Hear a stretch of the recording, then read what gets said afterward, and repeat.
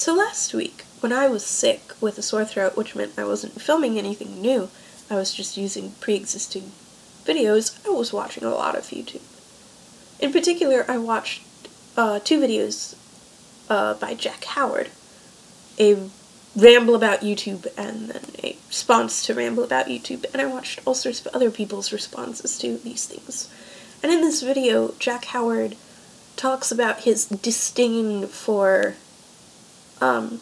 what is popular and popularized on YouTube, and wonders if YouTube is a place for him as a creator anymore, because he is coming to the realization that it is not the place for him as a viewer anymore.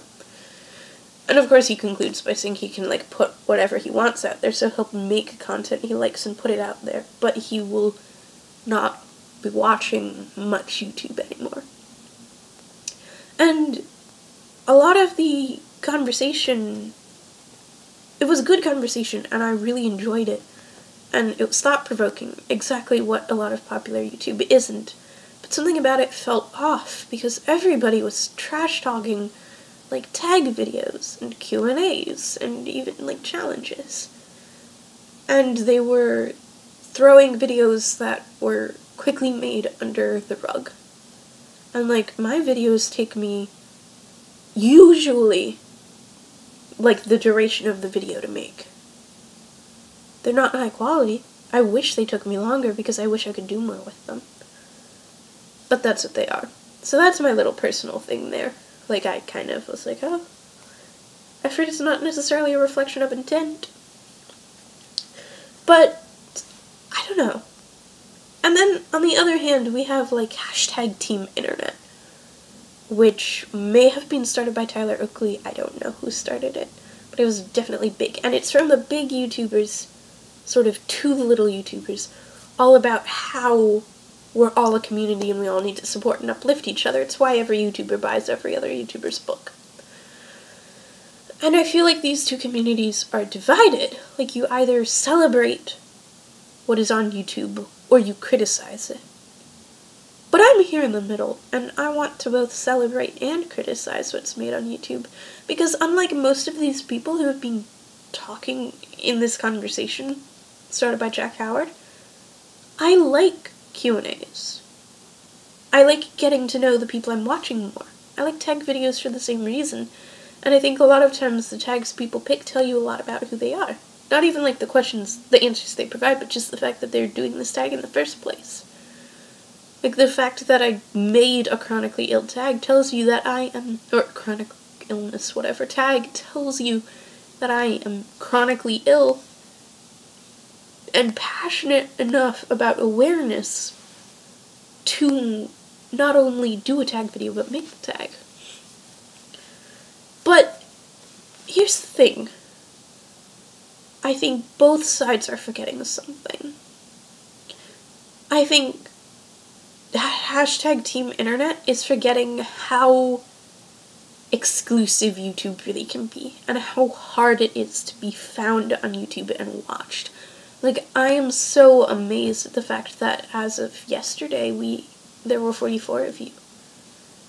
And I could not have dreamed of talking to 44 people today. Like this. And that's a lot of people, but I've been on YouTube for 6 months. And then there are these people with like 8, 10, 11, 42 million subscribers. And I know it's going to take a long time to get there if I ever get there. And I'm not okay with it, but I'm not thrilled with it. And I definitely feel disconnected from these creators. But the people in, I don't want to say Jack Howard's camp, but like all of the people talking about how YouTube isn't educational enough or meaningful enough are forgetting the fact that YouTube is partially an entertainment service. And here is the problem. YouTube itself, the algorithm, whatever, is also seeming to forget that. Okay, to be fair, I found White Privilege 2 by Macklemore and Ryan Lewis on the trending thing, but that's because so many people watched it. They had to acknowledge it. YouTube itself doesn't hunt out smaller creators or seek out people who are necessarily doing something meaningful, because YouTube is a business, and YouTube as a website is all about making money, and entertainment sells a lot more than like a video on why Free Kesha is important. For example, I'm going to talk about Free Kesha probably like tomorrow. But here's the thing, the two are not mutually exclusive. Like, let's talk about this one video I saw. It's a 9-minute video called History of Japan. You may have heard of it. And you'd think that if you're going to get an accurate reflection of the history of Japan in 9 minutes, it's just going to be shouting at you names and dates and names and dates and names and dates and names and dates. But it's the funniest overview I've ever seen, and I've watched this 9-minute video in its entirety like 50 times. Because it is so good, and it's so educational. Like, I'm a much more informed person about the history of Japan now than I was before I found this video. And the thing has like over 3 million views, and it's educational, and it's entertaining. Another example is Tyler Oakley's Valentine's Day video. It's a funny video, whatever, it's entertaining, it's a money-making video, sure. But in it, he spoon-feeds people information about aromantics and asexuals as well. Like, he writes a Valentine's Day haiku about how they exist, which is super cool. Because now his audience knows all of these words.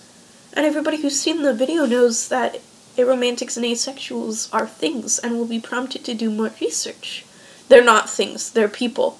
Aromanticism and asexuality are things. But aromantics and asexuals are people. Let's make that very clear. That's a huge distinction. I'm sorry.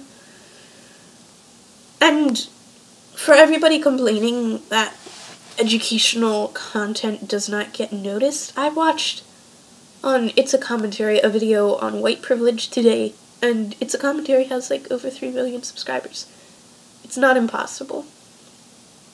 So what I want to say, I'm gonna speak to big creators, I guess. If I could, I would tell big creators 3 things. Number 1, you don't actually have an obligation to your viewers. You don't. They chose to watch of their own volition. You didn't make them. You don't owe them anything. And I know you talk about how you owe them so much, and like I get it from one perspective, but you don't owe like an individual viewer much of anything. You owe them like the fraction of a penny they make you. Number 2, you are going to be perceived as a role model whether or not you want to be. Whether or not you signed up for that, it's what you get. So you don't have any obligation to like change your actions, but the people who watch you are going to model themselves after your actions. And number 3, because you are a role model, I would strongly encourage you to educate your viewers on topics you may be passionate about. And if you're not passionate about something, go find it. Go find a topic to be passionate about, to educate people on. And this is why I said you don't owe your viewers anything. Because a lot of people are going to complain. Those videos are going to get less views, but you don't owe them entertainment. If you owe them anything, you owe them creative integrity.